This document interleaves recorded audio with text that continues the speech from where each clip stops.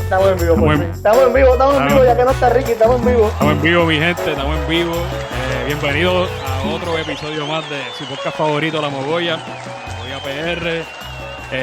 Inicialmente queremos darle saber, ¿verdad? Y darle las gracias a RJ Media y TAPR, que son nuestros auspiciadores, ¿verdad? Y hacen posible este espacio. De igual forma, recordarle que nos busquen como La Mogolla PR, Facebook, Instagram, Twitter, YouTube, Spotify, Apple Podcast. Nos buscan, denos follow y estén pendientes del contenido que estamos subiendo. Y nada, hoy es un día, ¿verdad? Bien especial para nosotros. Vamos a estar hablando con nuestra invitada de hoy, Zoan Tanis, que es, ¿verdad?, la presidenta de la colectiva feminista en construcción, ¿verdad? La COLE. Portavoz. Portavoz. Y nada, le invitamos, ¿verdad?, para hablar un poquito de lo que es la COLE, cuál es la misión de la COLE, sus objetivos.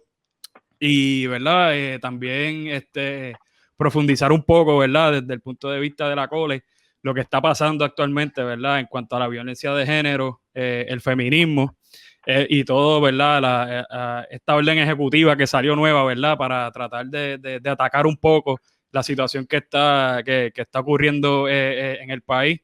Así que, Zoan, gracias por estar aquí con nosotros. Y aceptar nuestra invitación para compartir un poquito con los mogolleros. Gracias a ustedes por la invitación. Yo estoy súper confiada y contenta de estar aquí con ustedes. Gracias. Estamos gozosos. Sí, definitivo. Estamos pompeados. Vamos a ver. Estamos ready. Yo, para ser sincero, estamos un poquito nerviosos, pero sí estamos confiados, estamos ready. Ay, Dios. Pero qué lindo es que me gustaría que ella nos contara, Zoan, cómo nos conocimos. Y también me gustaría que nos cuente un poquito más de ella, de carácter personal, y después que nos cuente qué es la COLE como tal, se me olvidó, La colectiva feminista en construcción. Papá, es que acá es bien tempranito, tú sabes que yo arranco tarde. Ahí yo a las 8 estaría dormidísima, claro que sí. Pues mira, o sea, bueno, para quienes no sepan, Poli y yo somos primos. Somos primos, pero nos conocimos ya, o sea, hace cuánto, 3 años, ¿verdad? Sí. En el 2000, finales del 2017.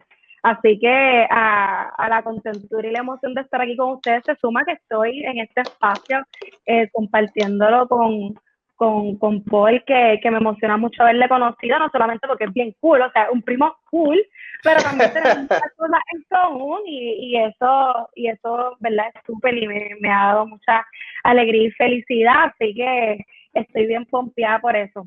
Y nada, en general sobre mí, me da mucho pacho como que hablar así sobre mí, pero les puedo contar que nací en Cagua, me crié en Calley, estudié ahí toda mi vida, me mudé cuando, o sea, mis papás y yo nos mudamos cuando tenía 1 año, así que casi como si hubiese nacido en Calley. Mis papás, ¿sabes? Mi papá y mi mamá ambos son servidores públicos retirados.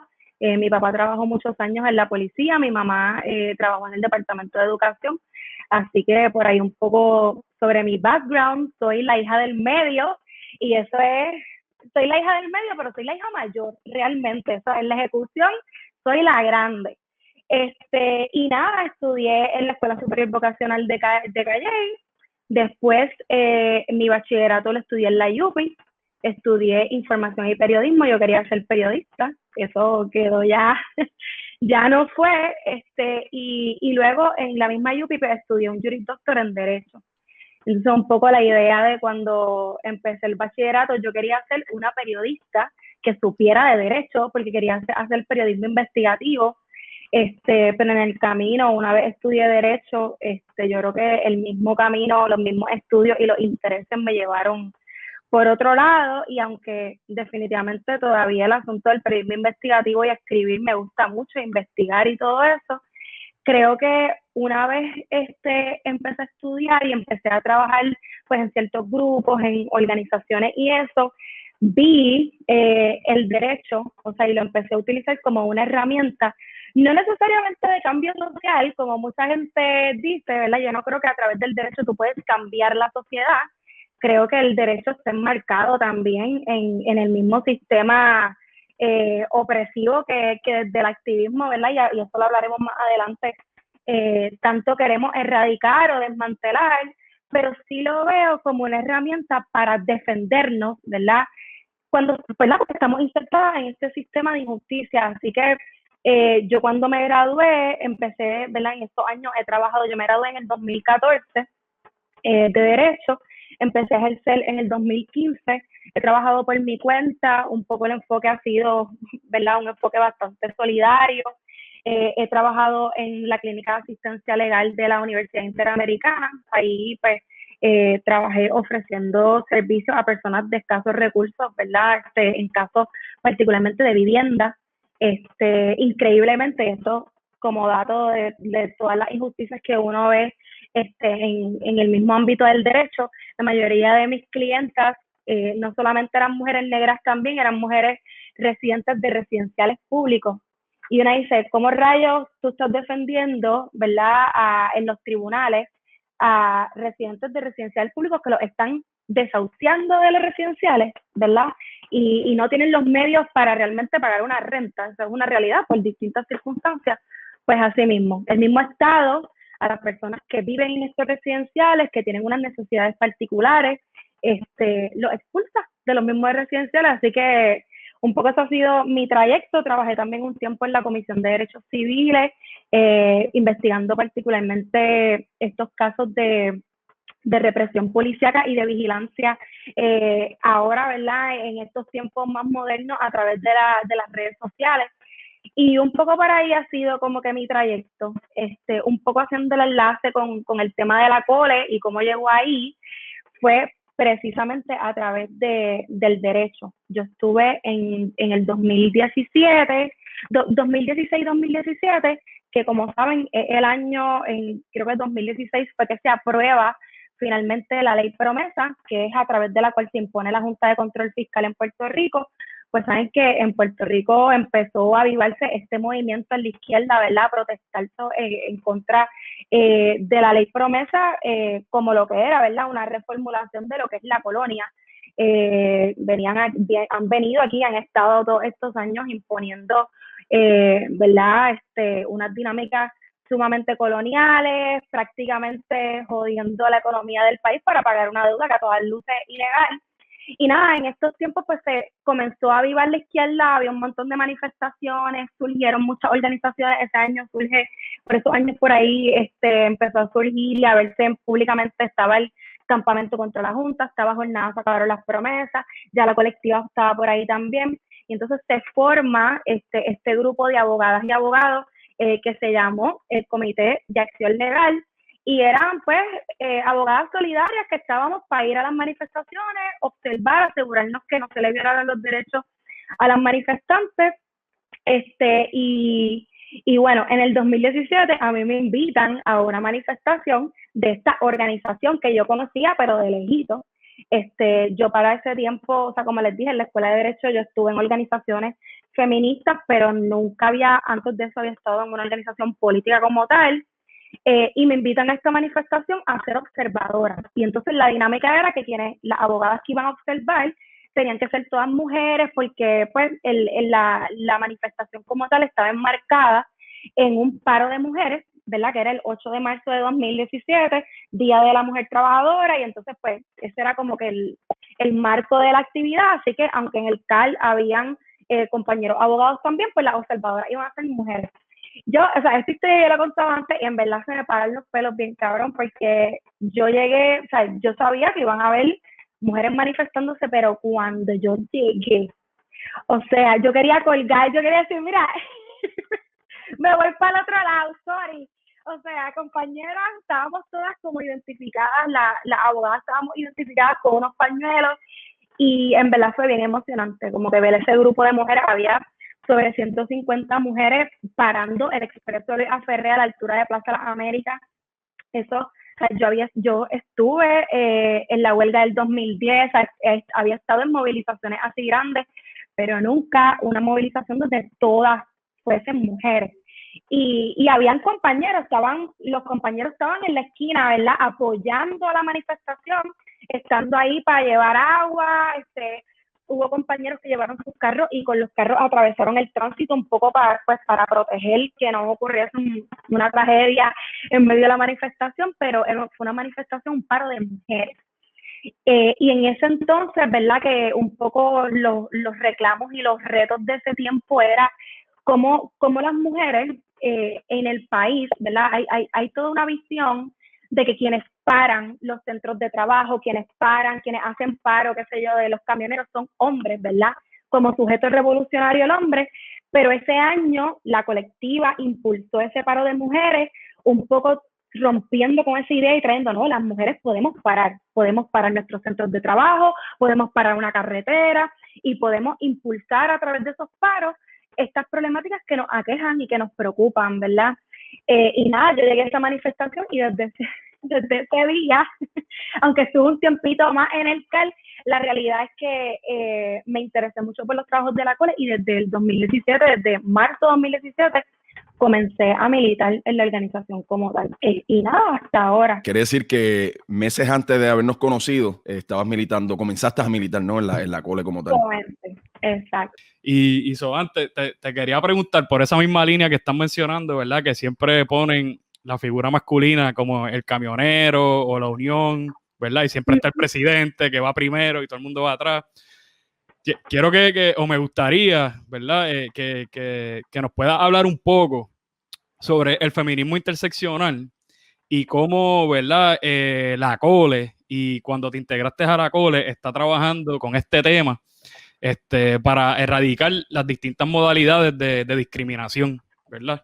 No sé si nos puedes hablar un poco de eso y puedes abundar ahí. Claro que sí. Pues mira, un poco también para enlazarle y explicarle un poquito qué es la COLE. La COLE es una organización política, ¿verdad? Una organización, mucha gente a veces nos confunde porque es bien común dentro del movimiento feminista. Y digo, es bien común, no. Yo diría que en Puerto Rico, gran parte de las organizaciones feministas son organizaciones que proveen servicios.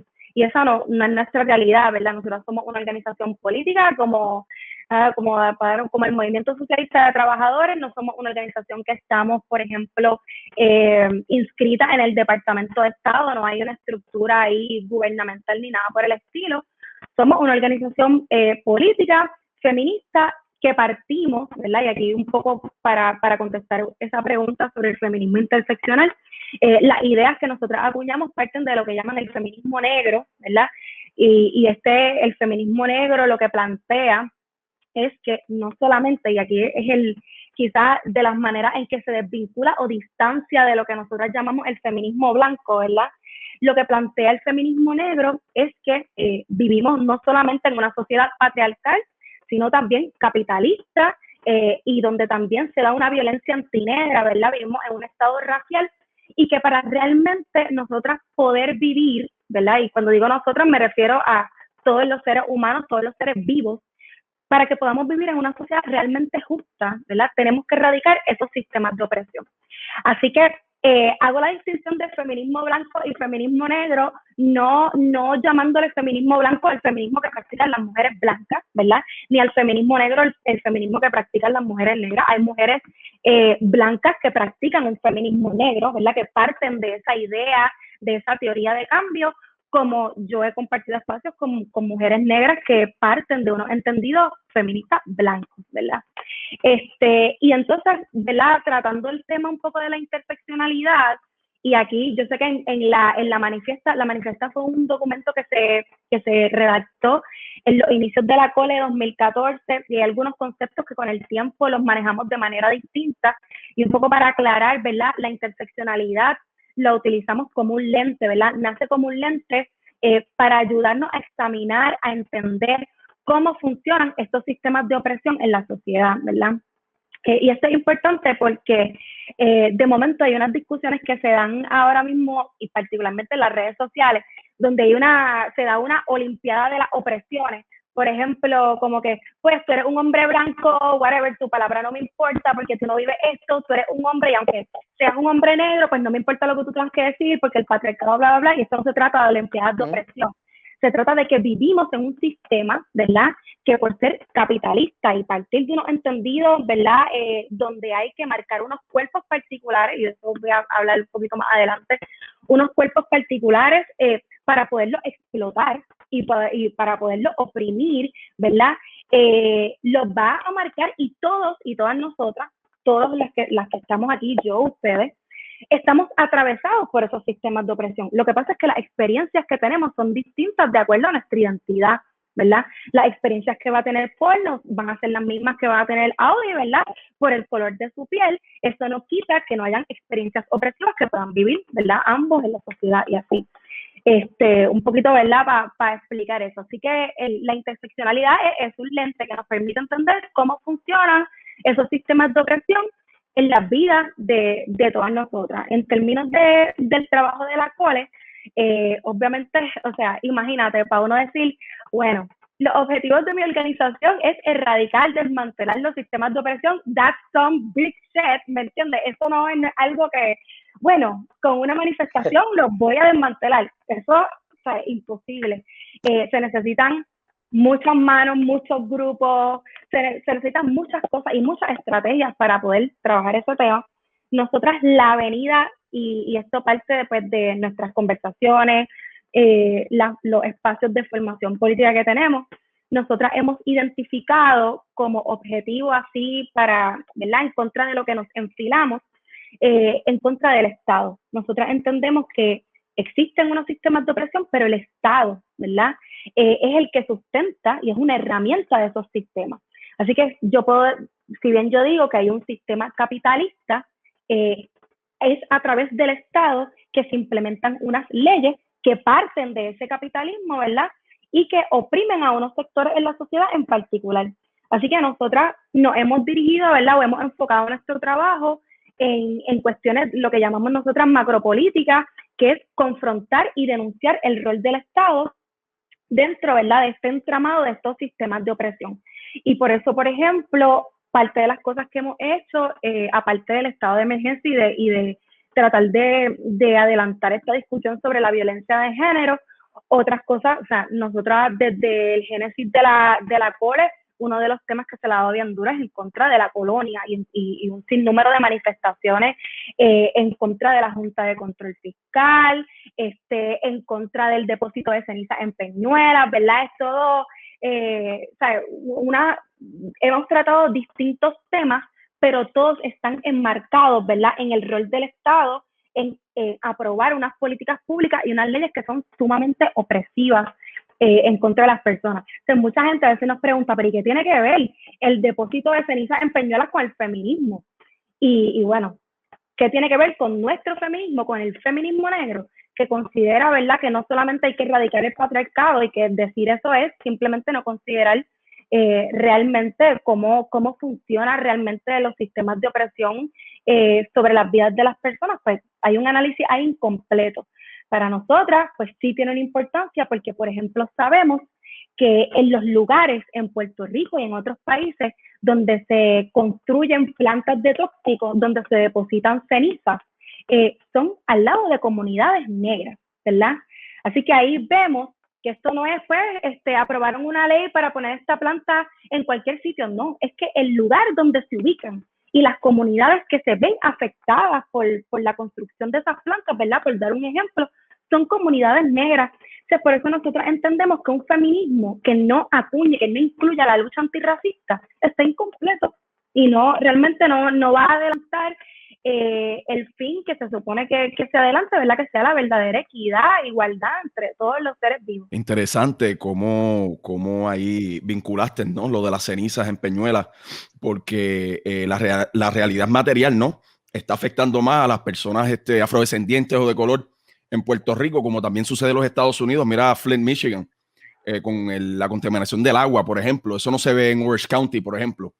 No se ve en comunidades de alto nivel adquisitivo, pero sí se ve en la pobreza y en las comunidades donde predomina, ¿no?, la persona afrodescendiente. Lo mismo en New Orleans, sucede alrededor del mundo. Es algo bien interesante, ¿no? Un factor común que hay que batallar contra eso. Son, pues, yendo nuevamente, y a misma línea que, ¿verdad?, ambos están mencionando, ¿verdad?, sobre el impacto en los afrodescendientes, sobre todo en las localizaciones, ¿verdad?, cómo escogen ese lugar y todo lo demás. O sea, cuando hice mi pregunta de la interseccionalidad, es un tema demasiado complejo. O sea, son tantos y tantos temas que están abordando al mismo tiempo, ¿verdad? Que es interesante cuando yo estoy leyendo la manifiesta de la Cole, cómo ustedes están buscando, no solo mencionando el término feminismo interseccional, sino ¿verdad? El colonialismo, el capitalismo, el racismo, el machismo, ¿verdad? El cisexismo, etcétera, etcétera, etcétera. Y interesantemente, ¿verdad? Al ser un movimiento político, cómo ustedes se están atacando todos esos frentes al mismo tiempo. O sea, para mí eso fue sumamente interesante, ¿verdad? Y parte de tu contestación va a eso, ¿verdad? Por eso somos un movimiento político, porque estamos atacando todos los frentes al mismo tiempo, ¿verdad? O ese es el objetivo, ¿no? Y ahora, por eso te pregunto, en esta parte del movimiento, y lo hablaste un poco más, no sé si puedo hablar un poco más, la parte de la resistencia de que ustedes como feministas, que ustedes hacen aquí, o sea, cómo ustedes han trabajado eso, ya sea de una forma educativa, dejándoles saber, mira, somos un movimiento político, etcétera, o han utilizado otros medios para poder dejarles saber el por qué ustedes, ¿verdad? Se tienen ese objetivo y esas metas, ¿verdad? Como parte de la Cole. Pues mira, eso ha sido un reto tremendo porque hay todavía sectores, y puedo contar una experiencia en particular, que nada, que de momento me enojó, pero a la vez como que, mira, o sea, hay tanto trabajo que hacer, porque por ejemplo, algo que nos ha pasado es que como somos una organización, o sea, tú que has leído la manifiesta, eso no lo hace todo el mundo, y vamos, yo aprecio y lo menciono que para esta discusión que tenemos, ustedes se tomaron el tiempo de leer la manifiesta, de conocer más sobre la organización, así que no parten de cero, pero hay gente en los mismos espacios, o sea, hay gente con la que uno milita, que una ha ido a manifestaciones, uno ha marchado al lado de ellos y todavía no se dan por entendidos porque parten de unas nociones súper machistas y súper fragmentarias, ¿verdad?, de la lucha. Y, por ejemplo, cosas que nos han pasado, que a veces como que una vez fuimos a una manifestación que era, esa manifestación era contra la represión policíaca, particularmente un caso de que tienen, nada, en un proceso criminal bien jodido a unos estudiantes de la UPI, líderes estudiantiles de la huelga del 2017. Y iba a haber esta conferencia de prensa donde varias organizaciones políticas, incluyendo la COLE, fueron a apoyar a estos estudiantes. Entonces, cuando se están dividiendo, como que, bueno, de qué temas, o sea, qué cosas vamos a decir para que la gente no se repita, me dice, bueno, tú vas a hablar de la colonia, tú vas a hablar de esto, y ustedes van a hablar de género, lo que sea. Y fue como que, ok, nosotras, o sea, podemos hablar del tema de género, pero no nos circunscribimos, o sea, ese no es el único tema del que podemos hablar, y no porque seamos feministas, lo único que vamos a hablar es sobre la violencia de género. Y está brutal, o sea, ha sido un reto poder darnos a conocer, sentirnos parte, o sea, sentirnos parte de este movimiento de izquierda, cuando igual es un espacio que a veces es sumamente violento para nosotras, porque no se nos reconoce, ¿verdad? Más allá de ser feminista y punto, no se reconoce el trabajo político que hacemos, ¿verdad? Todo lo que compone el trabajo político que hacemos, ¿verdad? Y bueno, un poco la estrategia de nosotras que por un lado sirve para dar a conocer el trabajo, no solamente dentro del movimiento y de las organizaciones, sino también para la gente en general, porque al fin y al cabo, la verdad es que nuestra organización y el trabajo que nosotras hacemos, lo que nosotras al final queremos, es que la gente que se sienta de alguna forma movida por lo que hacemos, sea el pueblo, en verdad. No estamos tan enfocadas en, pues en convencer a la izquierda de que pues ni nos incluya ni que venga para acá. La verdad ese no es el enfoque. El enfoque de nosotras es realmente organizar a la gente que realmente se ve afectada por estas políticas jodidas en el país. Eso es lo que nosotras queremos. Pero para dar a conocer, ¿verdad?, sobre estos temas y también para discutirlos de una manera que no sea tan teórica, aburrida, que no se pueda comprender. Lo que nosotras hemos estado trabajando estos años es una escuela feminista. Esa escuela feminista, cuando surgió, que fue en el 2018, un poco la idea era alinearnos entre nosotras, porque como tú decías, Odi, ahorita, estos temas son súper complejos y todas, o sea, venimos de unos backgrounds diversos, algunas partíamos de unas ideas particulares. Yo, la verdad, mi acercamiento al feminismo fue un acercamiento sumamente, un feminismo sumamente blanco. Así que a mí lo que me ha radicalizado y todas las cosas que he comprendido y aprendido incluso de mí y de mi identidad, ¿sabes? Como mujer negra, ha sido en discusiones que he tenido con otras mujeres en estos espacios. Así que la escuela feminista nació así. Esa primera edición fue una edición cerrada entre nosotras para discutir estos temas, pero ahora mismo que hace unos meses fue nuestra sexta edición, es una escuela abierta y todas las personas interesadas pueden participar. Este último año de pandemia, usualmente lo hacemos presencial, pero casi siempre, este último año fue por Zoom. Y de verdad, una experiencia brutal, porque fue desmenuzar temas que pues son súper complejos, pero no viéndonos ni formando un espacio así súper académico ni súper teórico, es cómo te resuena a ti según tu experiencia, ¿verdad? Y lo importante es que vengan a los espacios y nosotros también partir de ahí, ¿verdad? De una disposición de aprender, de traer adelante las experiencias, ¿verdad? No tanto los conocimientos teóricos aprendidos en la UPI, no, las experiencias, cómo tú estás viviendo esto, cómo te afecta, cómo tú lo has visto en tu familia, tus amigas, y un poco eso ha sido la estrategia y nos ha servido muy bien. Yo te puedo decir que si bien todavía queda mucho camino por recorrer en términos del trabajo que hacemos en alianzas con otras organizaciones, que no lo desechamos, nosotras valoramos y nosotras entendemos bien importante el trabajo que se hace en alianza con otras organizaciones y otros grupos, incluso con grupos en los que no estamos de acuerdo en todo, porque pensamos que la lucha es amplia, es grande, hay mucho trabajo por hacer y para hacer ese trabajo hay que unirse, aunque hayan cosas que tú no estés de acuerdo. Pero nos hemos nutrido, nuestra organización se ha nutrido de gente que no está organizada, gente de a pie, gente que llega y su primera interacción con una organización es la cola. Y eso ha sido súper bueno. Y nada, esperamos que a futuro, porque nos cerramos, como te digo, esos espacios de debate con organizaciones, no nos cerramos a ellos.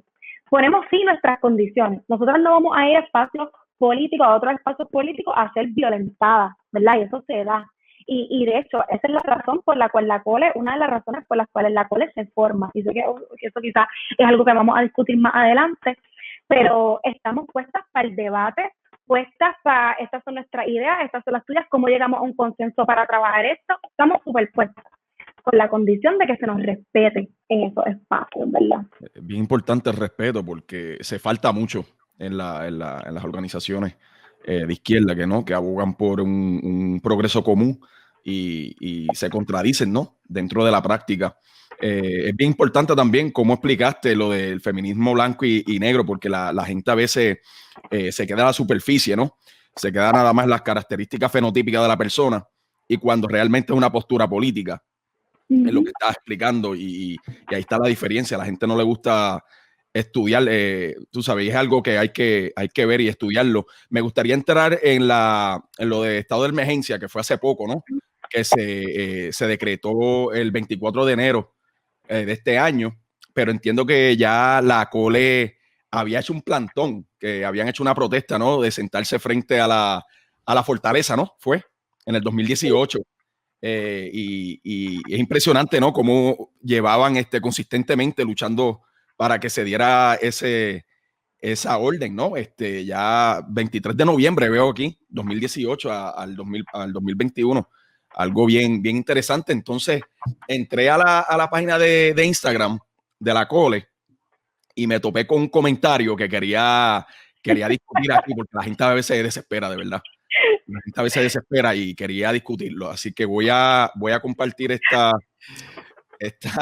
¿Cómo va a ser, Paul? Estás bien de más. La gente no es así, papi. La gente no es así. No, aquí todo el mundo va por la línea del medio, tranquilo. Aquí somos fáciles de educar. Está brutal, de verdad. Un post que la COLE subió sobre el estado de emergencia, ¿no? Celebrando y informándole al pueblo de que ya era oficial, pero una persona aquí sin nombre, realmente, indica aquí, posteó: la violencia de género es mera violencia. Esto no se va a acabar nunca. Más hombres se matan entre sí de lo que matan mujeres. Es falta de educación y amor. Eso es todo. Y a veces las personas pues toman este tipo de noticias por donde no es, porque personalmente yo opino de que si hay niveles de homicidio. ¿Tú me entiendes? Dos hombres que se maten por algún trato de droga, no es lo mismo que venga un hombre y maltrate a una menor, ¿me entiendes? O que viole a una mujer, en mi opinión. Y entonces ese tipo de cosas hay que resaltarlas. Hay que resaltarlas. No todas las muertes son iguales. En mi opinión, no todas las muertes son iguales. Hay personas en este mundo que realmente no están aportando absolutamente nada y lamentablemente no están puestas para el cambio. ¿Me entiendes? Por ejemplo, como dije, dos hombres que se maten por droga o por un malentendido que se puede resolver con comunicación. Yo no lo veo igual que venga un hombre y maltrate a una menor de edad o un niño también, que sucede mucho, ¿no? El incesto entre la misma familia. Estaba leyendo muchas noticias sobre las violaciones y las estadísticas en Puerto Rico. Eso está por las nubes. La cantidad de casos en la sala de emergencia de niñas violadas es una cosa de verdad que no se puede tolerar. Que no se puede tolerar. Entonces, veo aquí también una fotito, ¿no? Sobre la marcha que tuvieron, y hay muchos niños y niñas también en la marcha. Cuán triste es que menores de edad tengan que estar en las marchas para exigir que erradiquen ese tipo de abuso. Es una cosa brutal. Y entonces, Soban, quería que abundaras más sobre las expresiones de Rodríguez Bebe.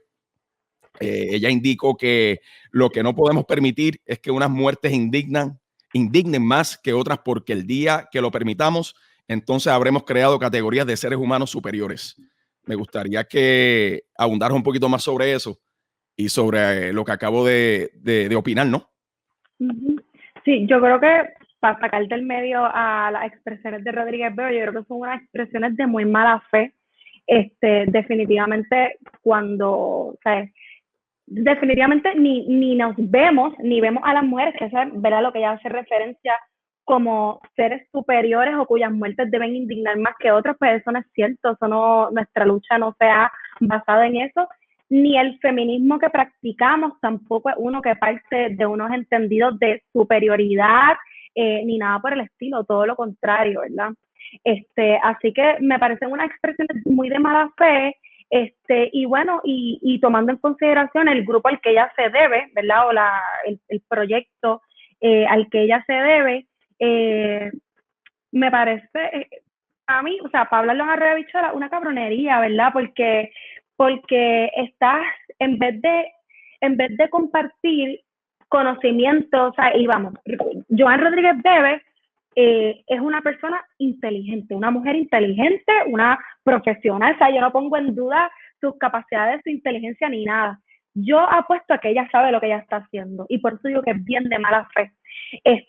Porque cuando una denuncia, ¿verdad? Que se están dando unas dinámicas, ¿verdad? Y de eso se trata, que se están dando unas dinámicas particulares en el área, ¿verdad? Entre hombres y mujeres en las relaciones de pareja, ¿verdad? Que es un tipo de violencia muy particular, que las mujeres en Puerto Rico están sufriendo violencia sexual en unos números terribles, y que la manera en que el Estado maneja esto es bien irresponsable. De ninguna manera eso es decir que las mujeres valen más que los hombres, es simplemente señalar uno de los tantos tipos de violencia que existen, y, ¿verdad?, partiendo de que tenemos unas propuestas para que se trabaje. Nosotros sabemos que los hombres, ¿sabes?, que aquí asesinan en Puerto Rico hombres a unos niveles astronómicos. Sabemos que hay problemas de criminalidad, que hay problemas de drogas. Todos esos tipos de violencia se deben atacar desde su raíz. ¿Qué es lo que está generando esa violencia? ¿Verdad? Eso es lo que debemos pensar.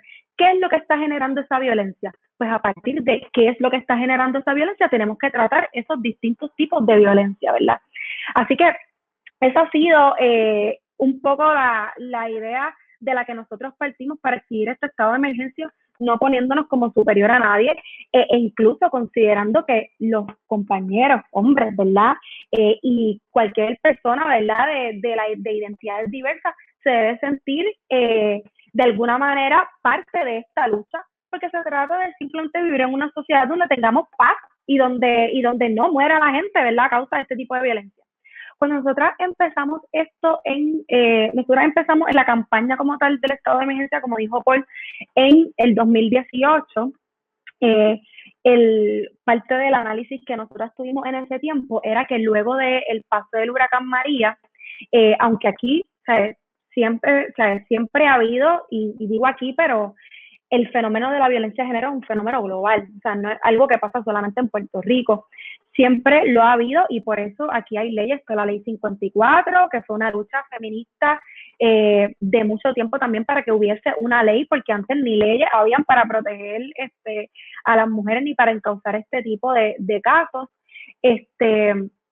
Pero cuando iniciamos esto, lo que vimos fue una tendencia que después del huracán, por diversas razones, ¿verdad?, comienzan a aumentar los números de casos de violencia de género y de violencia de género en sus distintas manifestaciones, ¿verdad? Porque la violencia doméstica es una manifestación de violencia de género. La violencia de género como fenómeno, ¿verdad?, la definición general es cualquier tipo de violencia que bien puede ser física, económica, puede ser psicológica, que sufren las mujeres por razón de su género, pero no la sufren solamente las mujeres, lo sufren también, y esto es un poco tirando ahí un poco de la teoría feminista negra y de colonial también, lo sufren también todos aquellos cuerpos, ¿verdad?, que no se adecúan o digamos que no son lo que se espera que fuesen, cuerpos feminizados. Por ejemplo, por eso nosotras consideramos que cuando una mujer trans es violentada, ¿verdad?, eso es violencia de género, porque la violencia que está recibiendo es porque en su, ¿verdad?, en su identidad, en las maneras en que se conduce en la sociedad, no se conduce de acuerdo al sexo que le fue asignado. Así que obviamente la sociedad, al que el patriarcal, le va a violentar porque no se está conformando a lo que se le asignó al nacer. Y un poco, ¿verdad?, para tirar conceptos, porque esas conversaciones son súper complejas y toman un montón de tiempo. Pero nada, cuando nosotras comenzamos esto, vimos esa tendencia de esos números y varias cosas que identificamos. Uno, que este fenómeno de aumento de casos no solamente, o sea, no sale de la nada. Uno, sale porque, y esto está mega estudiado ya, que luego de desastres naturales en los países, las condiciones que surgen luego de estos desastres, problemas en términos de inseguridad laboral, todas las tensiones que afloran por eso, la falta de luz, problemas en términos de los servicios de salud, todas esas condiciones provocan que aumenten estos casos, porque hay unas tensiones que se están dando y los casos aumentan. Pero otra de las cosas que nosotras queríamos, o sea, otra de las discusiones que queríamos adelantar era también la manera en que el Estado, ¿verdad?, también, no solamente a través de la negligencia de manejar y los casos de manera inadecuada, pero también de las condiciones que genera a partir de esas políticas públicas, esas leyes de despido, esta reforma laboral tan jodida, esas condiciones también provocan que los casos de violencia de género aumenten. Así que nosotras vemos al Estado, y esto pensando un poco en cómo la COLE maneja, ¿verdad?, cómo lleva su lucha. Nosotras señalamos al Estado, por un lado, porque genera condiciones que provocan esa violencia de género, y por otro lado, porque los casos que hay, o sea, en términos de leyes y protocolos que ya tiene, no los ejecuta de manera adecuada, y eso provoca una alta impunidad en casos de violencia sexual, por ejemplo, que las sobrevivientes de estos casos no reciban la ayuda adecuada. O sea, todo es como un círculo, o sea, es un círculo terrible, y el Estado no solamente es negligente, también, ¿sabes?, también violenta. Así que esas eran un poco las discusiones que nosotras queríamos, o sea, que estábamos hablando de que queríamos impulsar en ese entonces, porque la violencia de género siempre se ha visto y percibido como un problema privado, un problema doméstico de las casas. Es un problema de valores, eso es un problema que a ti te criaron así, pues si a ti te criaron con esa idea, pues tú vas a seguir siendo así. Y no, porque el mismo Estado, ¿verdad?, a través de sus políticas públicas, los medios de comunicación, a través de todos los productos que se manejan desde los medios, fomentan esas desigualdades, fomentan esa manera tan no saludable de que se relacionen las personas. Así que queríamos adelantar esa discusión. Nosotras cogimos 3 puntos, como que de momento la idea era, ok, ¿cómo lo vamos a hacer? Esto es súper complejo porque implica, o sea, deconstruir, digamos, casi que reeducar sobre unos temas que por mucho tiempo han sido eso. Se ha visto como un fenómeno privado. Pues nada, lo que hicimos y lo que pensamos en el momento fue, ok, vamos a coger 3 puntos importantes, 3 problemas que estén pasando ahora relacionados con violencia de género, en donde podamos subrayar, ¿verdad? Que la gente pueda ver cómo el Estado tiene una responsabilidad ahí y cómo el Estado es negligente. Y estos fueron los 3 puntos. El alza en los feminicidios y que de parte del gobierno no se había generado ningún tipo de acción ni política para ver qué es lo que está pasando con esta alza. Y esto considerando que a pesar de que la Policía de Puerto Rico esté encargada de llevar las estadísticas sobre estos casos, no las lleva bien. O sea, tú vas a la página de la Policía de Puerto Rico y ves las estadísticas de casos de feminicidio o de querellas de violencia doméstica y lo comparas con organizaciones que en su carácter privado se dedican a documentar estos casos y más allá de organizaciones, es que está brutal. En Facebook hay una trabajadora social retirada que ella se ha encargado de asumir el trabajo, ¿verdad? Ahora que está retirada, ya la apasionan estos temas y se ha encargado de recopilar a través de recortes de periódicos, de noticias, estos casos. Y cuando tú comparas las estadísticas que tiene la policía, los casos son menos, no registran todos los casos. Y entonces, esta trabajadora social, por ejemplo, un trabajo que ella ha hecho, que no se ha hecho desde el gobierno, es registrar y publicar para que la gente sepa, porque la gente tiene que saber qué está pasando en el país. Como mujer yo me protejo, cómo yo sé que estas cosas están pasando si no las sé, no las conozco. Y el gobierno, que se supone que está encargado de alguna manera asegurar la integridad y la vida de las ciudadanas y los ciudadanos, no comunica que, por ejemplo, en Puerto Rico desde el 2013 habían 72 mujeres desaparecidas y entre esas 72, 30 y pico de niñas menores de edad desaparecidas.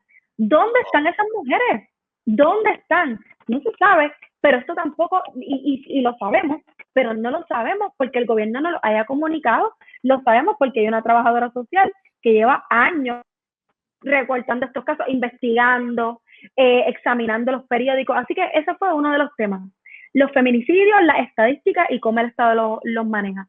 La segunda fue los casos de agresión que hay, o sea, de violencia doméstica que hay al interior, y cuando digo caso me refiero a querellas de policías agresores. Aquí tenemos un problema de policías que agreden a sus parejas. Graso. Incluso, sí, problema graso. Cabrón, y cabrón. que en algunos casos han asesinado a sus parejas con la misma arma de reglamento, o sea, la misma arma que le provee en la agencia.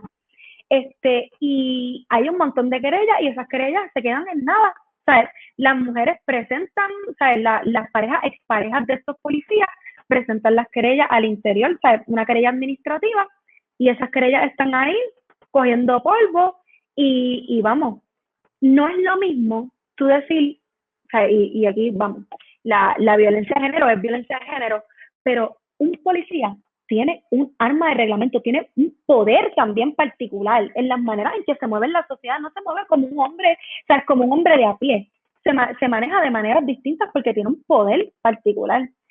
Así que hay unos riesgos también ahí adicionales y eso tampoco se maneja. ¿Acaso hay querellas que están? Son, perdona que te interrumpa, ¿verdad? No solamente el arma que tiene ese poder, también tiene el poder de todo el departamento de policía que muchas veces lo protegen.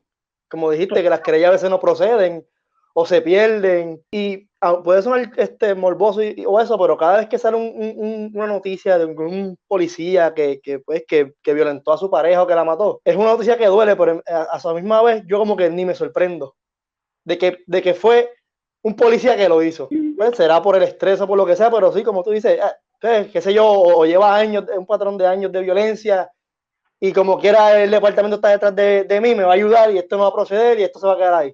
Y claro, de verdad. Así es, sí, claro que sí se protegen. O sea, es toda una dinámica muy particular que se da al interior de esa agencia. Y obviamente, o sea, los factores de por qué un policía agrede y llega a esas circunstancias, pues son muchos. Pero aquí no hay nada, o sea, no hay nada al interior de esa agencia para trabajar esa problemática en particular que se está dando, porque no son 1 ni 2 casos, vamos, son cientos y cientos por año.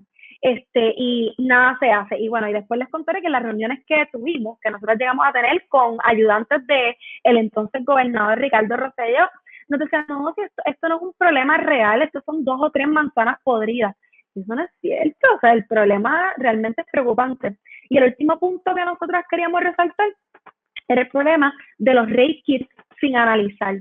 Aquí, yo no sé, o sea, una noticia que le han dado mucho, y es que aquí hay cerca de 4,000, y entiendo que ese número ha bajado porque en el último año empezaron a analizarlo, pero 4,000 rape kits, que son todo este análisis que le hacen a las mujeres, ¿verdad? Hay personas que han vivido una agresión sexual, y para, ¿verdad? Para recopilar toda la evidencia genética, etcétera.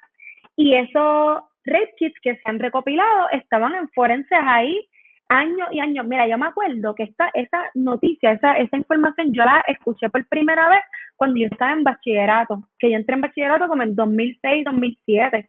Así que hay un backlog, ¿verdad? Un atraso en el análisis de esos rape kits, y eso implica a su vez que hay una impunidad en los casos de agresión sexual, porque como tú pruebas, o sea, en muchos de los casos a lo mejor no es parte esencial en la evidencia genética, pero en la mayoría probablemente sí. Entonces, ¿qué ha pasado si tenemos todos esos rape kits sin analizar, toda esa evidencia forense sin analizar? ¿Qué ha pasado con esos casos, verdad? Y así que esos eran como que 3 puntos que nosotras le dimos bien duro en las primeras etapas de esa campaña. Esto está pasando, y eso levantó una indignación particular. Entonces, nosotras lo que hicimos fue pensando en, ok, ¿cuál va a ser el mecanismo que nosotras podremos utilizar pues para obligar al gobierno que haga algo? Porque aquí no se trata realmente de aprobar una ley, aquí leyes hay, y bueno, se podrán aprobar otras leyes, pero la realidad es que hay muchas leyes y protocolos ya. Eso no es un problema de falta de leyes, es un problema de ejecución. Así que la idea fue, ok, ¿qué podemos hacer? Creo que podemos hacer una orden ejecutiva, como que ahí utilizamos un poco mis conocimientos de derecho. Las órdenes ejecutivas se utilizan para que el gobernador dé unas órdenes a sus empleados de agencia. Parte del análisis era que todas las agencias trabajaran de manera integrada, así que lo viabilizamos un poco a través de esa orden ejecutiva, y nos parecía importante, sumamente relevante, que el problema se tratara como una emergencia, no solamente en la asignación de fondos, pero también en las maneras en que se trabajaba el tema. Para nosotros no era tan importante que se asignaran nuevos fondos, que eso es parte a veces de la discusión que se da para quitarle validez a nuestros reclamos. Estas organizaciones lo que quieren son chavos, lo que quieren es más fondos. Realmente no se trata de un problema de fondos, es un problema de disposición y motivación de las personas que están a cargo de bregar con este problema, de que en verdad lo trabajen y que implementen esas leyes y protocolos. Así que la idea fue, ok, vamos a solicitar que se decrete un estado de emergencia, porque este problema se tiene que trabajar igual que se trabaja cuando pasa un huracán en el país, cuando ocurre un terremoto. Esto es una emergencia de país. Aquí necesitamos no solamente proveerle servicios adecuados a las sobrevivientes de violencia de género, no solamente necesitamos que se atiendan las querellas y que el problema se trabaje de manera adecuada en los tribunales y en la policía, necesitamos también reeducar a la sociedad para poder prevenir este tema. Y eso era lo más importante para nosotras. Así que así es que surge toda esta campaña del estado de emergencia, y eso es lo que hemos estado tratando de adelantar todos estos años hasta ahora que finalmente se aprobó. Qué impresionante cómo todo se vincula. Mencionaste el huracán y obviamente eso causa mucho estrés, ¿no? Mucha tensión psicológica en el pueblo. Y entonces encima de eso, el gobierno con su negligencia y la corrupción también, obviamente levanta emociones. Y entonces las personas que no están bien estables psicológicamente, que son estos abusadores también dentro de la policía, no todos, pero muchos de ellos, los casos están ahí. Y hombres con mucho estrés, ¿no? Que no pueden proveer X o Y y abusan, ¿no? Con las personas más vulnerables. Es bien triste. Es bien triste cómo todo se vincula, y obviamente hay que atacarlo por muchos ángulos, ¿no? Porque el estado psicológico del pueblo no está muy bien. No está muy bien. La salud mental. Quería mencionar algo rápido, Soban. ¿Verdad? Y tú como abogada conoces, ¿verdad? La estructura legal de Puerto Rico, ¿verdad? Constitucional de Puerto Rico. Me estuvo bien curioso cuando salió lo de la orden, porque, ¿verdad? Como tú bien mencionas, yo en su momento, ¿verdad? Trabajé algo relacionado al gobierno y conozco bastante bien cómo funciona. Lo que es el significado de una orden ejecutiva, que básicamente el jefe de Estado está diciendo esto es lo que tú tienes que hacer con esta situación específica, no es que va por encima de la ley. Que básicamente es un mandato de que tenemos que trabajar con esta situación. Y mucha gente lo veía como que con la orden ejecutiva no estaba haciendo nada. Y es todo lo contrario, o sea, es como tú bien mencionas, hay un andamiaje ya establecido para poder trabajar con este tipo de situaciones. Lo que está haciendo el Ejecutivo es, vamos a ponerlo a correr porque está estancado. Que de verdad creo que fue una estrategia de ustedes súper, súper importante, de verdad, que empujaran a que esto saliera, porque estoy claro de que si no fuese por entidades como la COLE, esto no hubiese ocurrido en su momento. Ralfi, no sé si tienes algo que mencionar, que tenía algo que decir por ahí. Nada, que quería volver a lo a la interseccionalidad, ¿verdad? Que es algo bien interesante y podemos ver, nosotros vivimos en un país que nos enorgullece tanto la mezcla, entre comillas, la mezcla de razas, y a veces lo usamos para negarle que hay un problema racial en Puerto Rico. Y encima de eso, la lucha feminista mainstream, por decirlo así, siempre se ha visto mucho bajo un lente de perspectiva blanca. O sea, cuán difícil ha sido educar o llegar a las personas para enseñarles sobre el feminismo interseccional, y hasta con las mismas feministas que ves que están en la misma línea, pero que a lo mejor no entendían ese lado, cómo cómo bajo todo un mismo feminismo se encapsula. Pues mira, eso es un trabajito fuerte que nosotras en procesos, porque como te decía, nosotras tenemos un trabajo particular que hacemos, pero sí apostamos también a la alianza.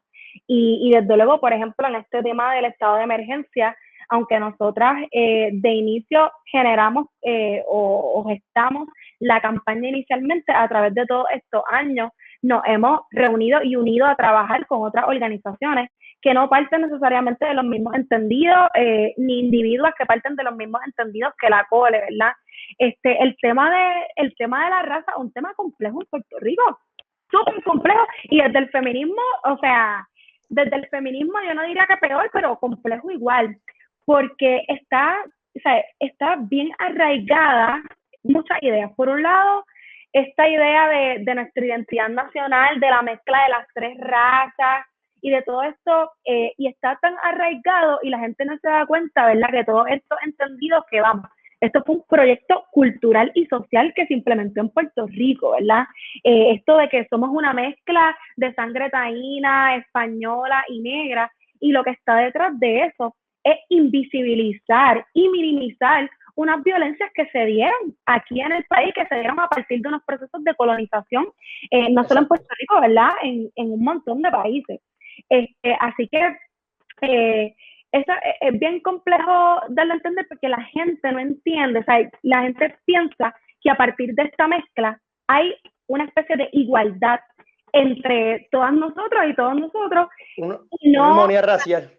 Una armonía racial cuando, vamos, seguimos viviendo en una sociedad que es igualmente patriarcal, capitalista y racista, y vamos, y aquí voy a echarlo un poco para atrás a ver cómo lo explico esto, que no me tarde como media hora.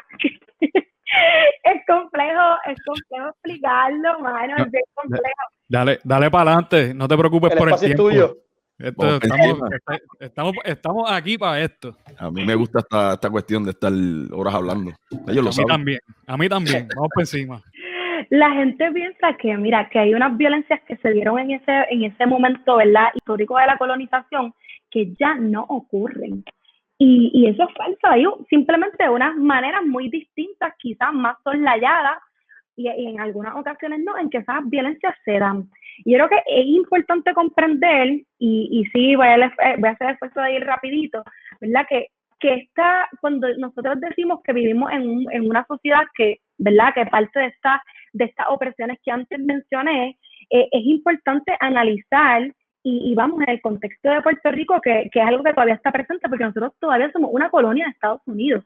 Así que hay unas violencias particulares que en otros países quizás esas discusiones están un poquito más adelantadas, en nuestro caso no, porque nosotras todavía aquí somos una colonia.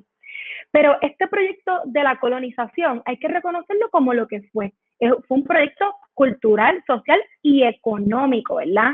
Que se dio, y para que fuese necesario que se diera, ¿verdad? Para que fuese necesaria esta expansión de estos imperios, ¿verdad? En todo el mundo, era necesario tener mano de obra, esclava para hacerlo. Necesitaba señalar, ¿verdad? Y marcar unos cuerpos en particular para poderlos explotar, para poderlos poner a trabajar y que nadie dijera que eso estaba mal hecho. Porque uno se pregunta, coño, pero ¿cómo es posible? ¿Cómo fue que surgió en la idea de la gente que estas personas en particular se les podía someter a la esclavitud? Entonces la gente no entiende que el asunto de la raza es una invención, es que no hay tal cosa como la raza. La raza se ha utilizado para justificar el racismo. ¿Y el racismo qué es, verdad? Ese mecanismo a través del cual yo marco unos cuerpos, en particular los cuerpos de las personas negras, para poderlos explotar, para poderlos sacar de sus países de origen y traerlos acá a trabajar, sin importar, o sea, destruir sus familias, destruir su vida, y que incluso, o sea, que eso quede invisibilizado en la historia y que quede normalizado.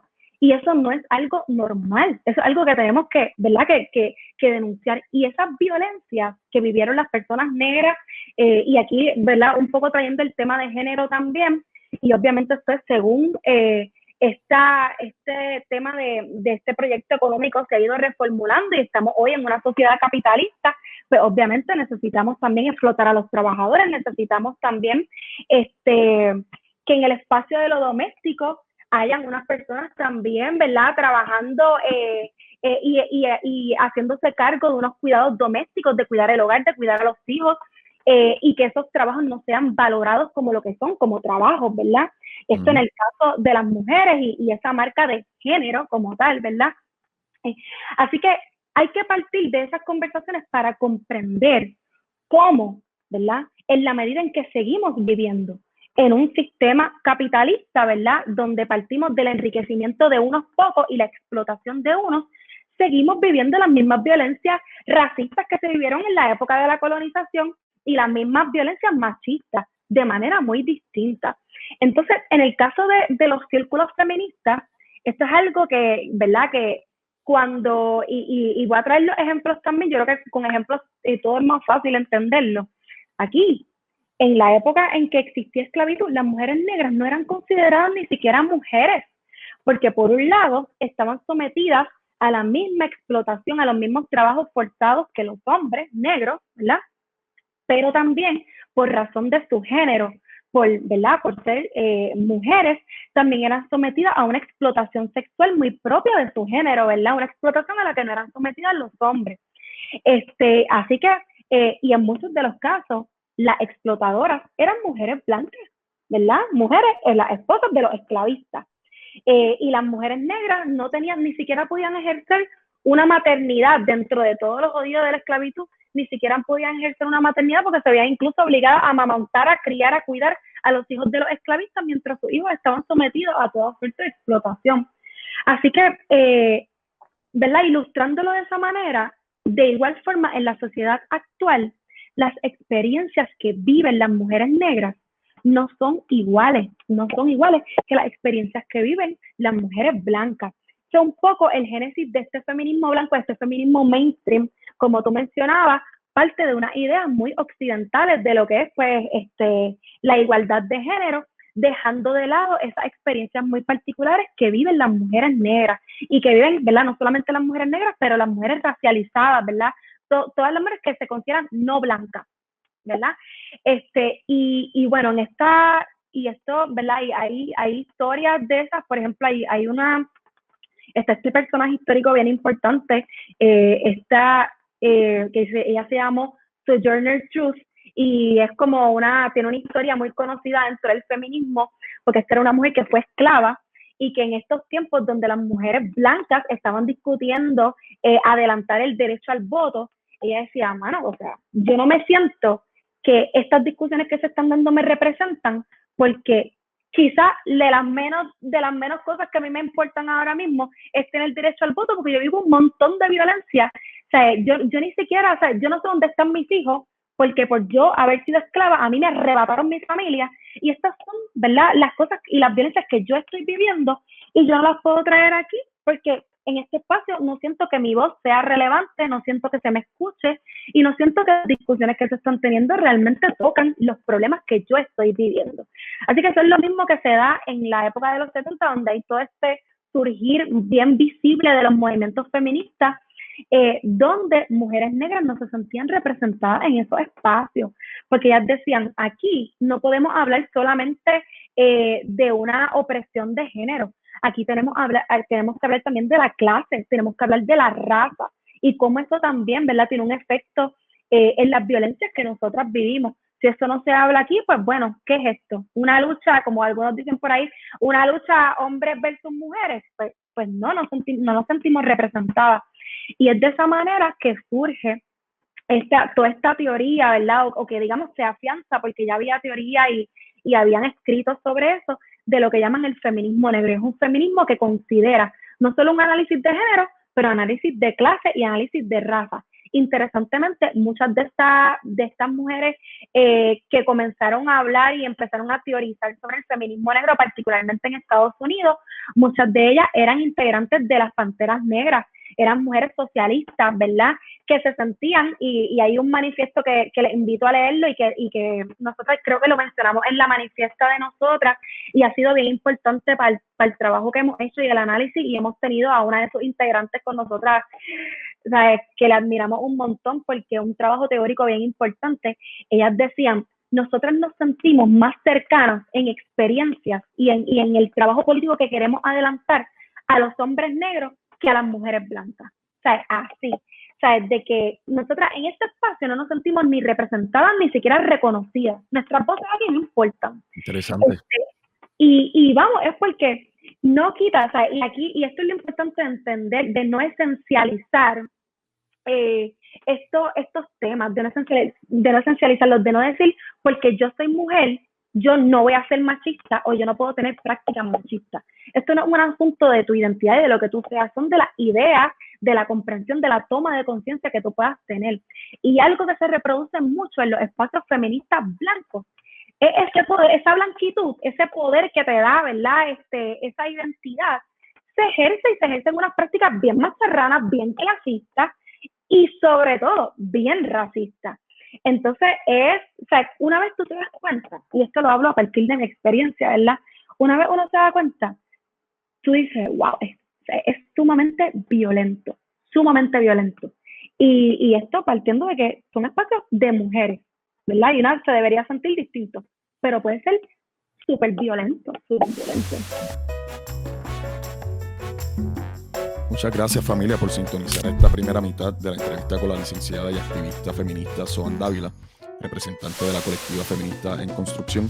Nos pueden seguir por IG y Facebook como Colectiva Feminista PR. Sigan nuestras plataformas digitales como La Mogolla PR, tanto en IG, Facebook y Twitter. Nos pueden escuchar también por Spotify y Apple Podcasts. Recuerden el cencerrito, ¿no?, en YouTube para que les lleguen las notificaciones. No olviden sintonizar la segunda parte de esta entrevista la próxima semana. Los quiero y me quedo corto.